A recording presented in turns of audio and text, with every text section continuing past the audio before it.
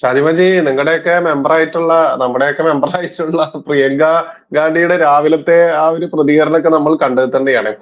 പപ്പു പിങ്കിമോൾ എന്നൊക്കെ പേരിൽ അറിയപ്പെടുന്ന ഇവരുടെ അതിന് അർഹരാണ് എന്നുള്ളത് തന്നെ തെളിയിച്ചു. കാരണം ഏതൊരു സാധാരണക്കാരന്റെ മൊബൈലിൽ ഡൽഹി ഇലക്ഷന്റെ ആ റിസൾട്ട് കണ്ടുകൊണ്ടിരിക്കുന്ന ആ ഒരു പ്രവണതയുള്ള സമയത്ത് അവരെ പറഞ്ഞിട്ടും കാര്യമില്ല, യാതൊരു പ്രതീക്ഷയില്ലാത്തൊരു രീതിയിലുള്ളത് കൊണ്ട് തന്നെ അങ്ങനെ പറഞ്ഞതിനെയും നമ്മൾ കുറ്റപ്പെടുത്താനാവില്ല. എന്നിരുന്നാലും രാഷ്ട്രീയ പക്വത എന്ന് പറയുന്ന രണ്ട് വാക്കുകൾ ചേർന്ന് അതിന്റെ ഒരു ചെറിയ ലാഞ്ചന പോലും കാണിക്കാത്ത, എന്താണ് അവരെ കുറിച്ച് പറയാനുള്ളത്? കൂടുതൽ കൂട്ടിച്ചേർക്കാൻ എന്തെങ്കിലും വിട്ടുപോയിട്ടുണ്ടോ? രാഷ്ട്രീയ അജ്ഞതയല്ല,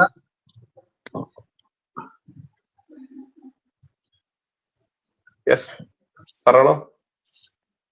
രാഷ്ട്രീയ അജ്ഞതയല്ല, അഹങ്കാരം എന്ന് വേണം അതിനെ വിശേഷിപ്പിക്കാൻ. കാരണം രാജ്യ തലസ്ഥാനത്ത് അവരുടെയൊക്കെ തട്ടകത്ത് ഒരു ഇലക്ഷൻ നടന്നിട്ട് അതിനെക്കുറിച്ച് ശ്രദ്ധിച്ചില്ല എന്ന് പറയുമ്പോൾ, ഞാൻ വയനാട്ടുകാരനാണ്, നമുക്കറിയാം. എന്റെ നാട്ടിലെ ജനപ്രതിനിധിയാണ് അവര് ഞാനടക്കമുള്ള ഈ നാട്ടിലെ സാധാരണക്കാരായിട്ടുള്ള പൗരന്മാരോടുള്ള അഹങ്കാരമാണ് അവർ പ്രകടിപ്പിച്ചത്. കാരണം അവർക്ക് ക്വാളിറ്റി ഇല്ല എന്നുള്ളത് അവർ തെളിയിച്ചിരിക്കുകയാണ്. കാരണം ഒരു രാഷ്ട്രീയ പ്രവർത്തകയാണ് അവർ ഗാന്ധി കുടുംബം, നെഹ്റു കുടുംബത്തിലെ അംഗങ്ങളൊക്കെ, അത് അവരുടെ കാര്യം.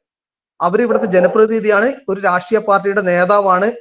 അങ്ങനെയുള്ള ഒരു നേതാവ് ഡൽഹി പോലെ അതിപ്രധാനമായിട്ടുള്ള ഒരു ഇലക്ഷൻ നടക്കും, ഒരു പ്രദേശത്ത് തിരഞ്ഞെടുപ്പ് നടക്കുമ്പോൾ അവരുടെ ജ്യേഷ്ഠൻ അവിടെ പോരാട്ടം നടത്തിയ ഒരു വ്യക്തി, അതിന്റെ റിസൾട്ട് അവർക്ക് അറിയില്ല എന്ന് പറയുമ്പോൾ അവർ നമ്മളെ പരിഹസിക്കുകയാണ്, ജനാധിപത്യത്തെ പരിഹസിക്കുകയാണ്.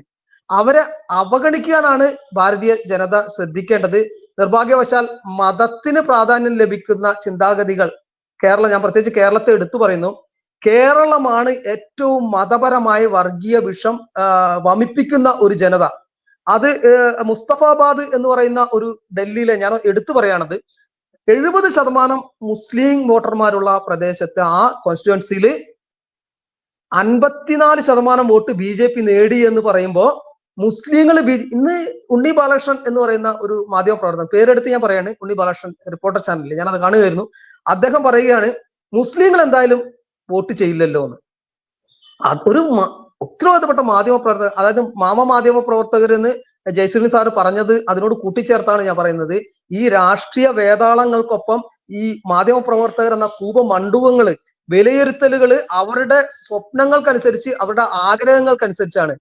മുസ്ലിങ്ങൾ എന്തായാലും ഈ BJPക്ക് വോട്ട് ചെയ്യില്ലല്ലോ എന്ന് പറഞ്ഞെടുത്ത് നമുക്ക് ചൂണ്ടിക്കാണിക്കാനുള്ളത് മുസ്തഫാബാദിലെ വോട്ടിംഗ് നിലയാണ്. ആ വോട്ടിംഗ് നില ഞാൻ പറയാം. ആം ആദ്മി പാർട്ടിയുടെ നേതാവായിട്ടുള്ള അദീൽ അഹമ്മദ് നേടിയത് 38,307 വോട്ടാണ്. ഭാരതീയ ജനതാ പാർട്ടിയുടെ മോഹൻ സിംഗ് ബിഷ്ട് നേടിയത് 77,207 വോട്ട്. കോൺഗ്രസിന്റെ സ്ഥാനാർത്ഥി നേടിയത് 6,940. ഇനി ഒരു പാർട്ടിയും കൂടിയിട്ട് ഇത്തിഹാദ് മുസ്ലിമീൻ, ആൾ ഇന്ത്യ മജ്ലിസ് ഈ ഇത്തിഹാദ് മുസ്ലിമീൻ എന്ന് പറയുന്ന ഒവൈസിയുടെ പാർട്ടി 15,983. ഇവരുടെ എല്ലാ വോട്ടുകളും കൂടി കൂട്ടിയാലും BJPയുടെ വോട്ടിനോളം എത്തില്ല എന്നുള്ളതാണ്. മുസ്ലിം സമുദായവും, അതായത് ഈ രാജ്യത്തെ സ്നേഹിക്കുന്ന, രാജ്യം മുന്നോട്ട് പോകണം എന്ന് ആഗ്രഹിക്കുന്ന ആളുകൾ എല്ലാ സമൂഹത്തിലും ഉണ്ട്. ആ ആളുകൾ കൃത്യമായിട്ട് BJPക്ക് വോട്ട് ചെയ്യുന്നു. BJPക്ക് വോട്ട് ചെയ്യില്ല മുസ്ലിങ്ങൾ എന്ന് പറയുന്ന ഒരു പൊതുധാരണ സൃഷ്ടിക്കാൻ ഇവിടുത്തെ മാധ്യമപ്രവർത്തകർ കൃത്യമായിട്ട് ഇടപെടുന്നുണ്ട്. ആ ഇടപെടലിനകത്തേറ്റ ഒരു മുഖത്തേറ്റ അടിയാണ്. അതുപോലെ തന്നെ കുറച്ചുപേരെ എല്ലാവരെയും കുറച്ചു കാലത്തേക്കും കബളിപ്പിക്കാൻ കഴിയും, എല്ലാവരെയും എല്ലാ കാലത്തേക്കും കബളിപ്പിക്കാൻ കഴിയുകയില്ല എന്നുള്ളത് ഇവിടുത്തെ മാധ്യമപ്രവർത്തകർ മനസ്സിലാക്കണം. ഡൽഹി ഇലക്ഷനെ നിരീക്ഷിച്ച ഏതൊരാൾക്കും ഇതായിരിക്കും റിസൾട്ട് എന്ന് കൃത്യമായി പറയാൻ കഴിയും.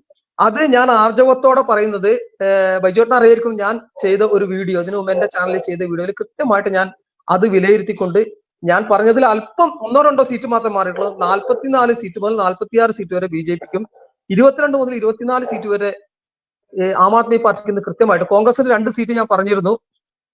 അത് അൽക്കാലാംബയുടെ ഒക്കെ പ്രകടനം, അങ്ങനെ 1-2 പേരുടെ മികച്ച പ്രകടനം നടത്തും എന്നുള്ള ഇതിലായിരുന്നു. കൃത്യമായിട്ട് എനിക്ക് പോലും, ഒരു രാഷ്ട്രീയ വിദ്യാർത്ഥിയായിട്ടുള്ള എനിക്ക് പോലും കൃത്യമായിട്ട് പറയാൻ കഴിഞ്ഞു.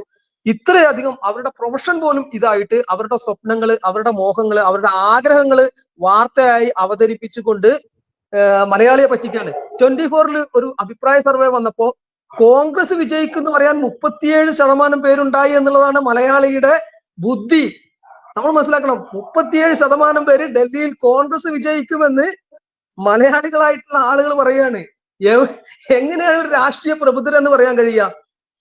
ഇവിടെ നമ്മുടെ പ്രിയങ്ക ഗാന്ധിയെ കുറിച്ച് മുൻപ് പറഞ്ഞ പോലെ പ്രിയങ്ക ഗാന്ധി വിജയിക്കുന്നത് വർഗീയത കൃത്യമായ അളവിൽ മുതലെടുത്തുകൊണ്ട് തന്നെയാണ്. കേരളത്തിൽ ആന്റി മുസ്ലിമാണ് BJP എന്നുള്ള പൊതുധാരണ സൃഷ്ടിച്ചുകൊണ്ട്, കാരണം കേരളത്തിൽ ഇതുവരെ BJPക്ക് ഭരണത്തിലേക്ക് എത്താൻ കഴിഞ്ഞിട്ടില്ല. അവര് ഭരിച്ച ഇടങ്ങളിൽ തന്നെ, അതായത് നമ്മളെ പാലക്കാട് മുനിസിപ്പാലിറ്റി അങ്ങനെയുള്ള മുനിസിപ്പാലിറ്റികളിലൊന്നും നമ്മൾ വിവേചനം കാണിക്കുക, ഏതെങ്കിലും മതസമൂഹത്തിന് വിവേചനം കാണിച്ചതായിട്ടൊന്നും ഇതുവരെ കേരളത്തിൽ ഭരണം കിട്ടിയ സ്ഥലങ്ങളിൽ പോലും നമുക്കെതിരെ ആരോപണമില്ല, BJPക്കെതിരെ ആരോപണമില്ല.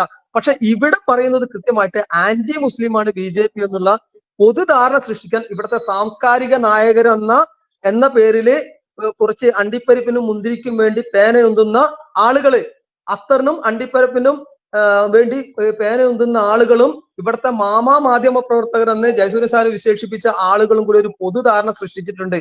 ആ പൊതുധാരണയാണ് ഇവിടെ അട്ടിമറിക്കപ്പെട്ടത്. അതുപോലെ മധ്യവർഗം കുറച്ച് പിണക്കത്തിലായിരുന്നു BJPയോട് എന്നുള്ളത് യാഥാർത്ഥ്യമാണ്. ആ പിണക്കം മാറ്റി രാജ്യ താല്പര്യത്തിനൊപ്പം നിൽക്കാൻ അവർ തയ്യാറായിരിക്കുന്നു. അത് മാത്രമല്ല, നമ്മൾ മനസ്സിലാക്കേണ്ട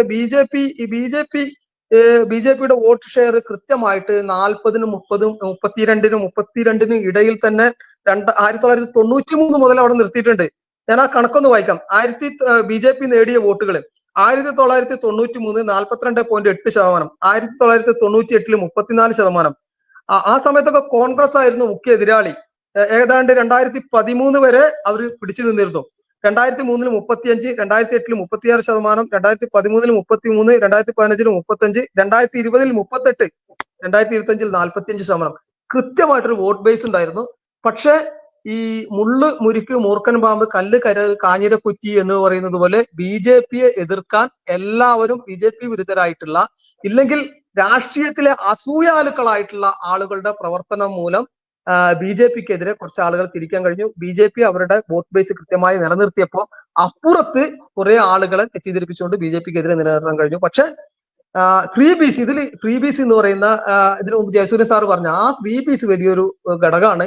ഒരു മനുഷ്യനൊരു തൊഴിൽ കൊടുക്കുന്നു, അവന് ഒരു നേരത്തെ ഭക്ഷണം കൊടുക്കുന്നു, രണ്ടും രണ്ടാണെന്ന് ചിന്തിക്കാൻ ഭാരതത്തിലെ ഒരു കൂട്ടം ആളുകൾക്ക് ഇന്നും നമ്മുടെ സാധാരണ പൗരന്മാർക്ക് കഴിയാറില്ല. അതുകൊണ്ട് തന്നെ അവർക്ക് ഒരു നേരത്തെ ഭക്ഷണം കിട്ടിയാൽ മതി, ഒരു തൊഴിലിനേക്കാൾ അവർ ആഗ്രഹിക്കുന്ന അതാണ്. അങ്ങനെ ആളുകളുടെ സർഗാത്മക ഇല്ലെങ്കിൽ ക്രിയാശേഷി ഒക്കെ ഇല്ലാതാക്കുന്ന ഒരു പ്രവർത്തനം ഇവര് ചെയ്തു. അതിന്റെ പുറകിൽ കുറെ ആളുകൾ പോയി ആ തെറ്റ് വോട്ടർമാർ തിരുത്തിയിരിക്കുകയാണ്. അതാണ് ഇന്ന് നമ്മുടെ BJPയുടെ വിജയത്തിലൂടെ കാണുന്നത്.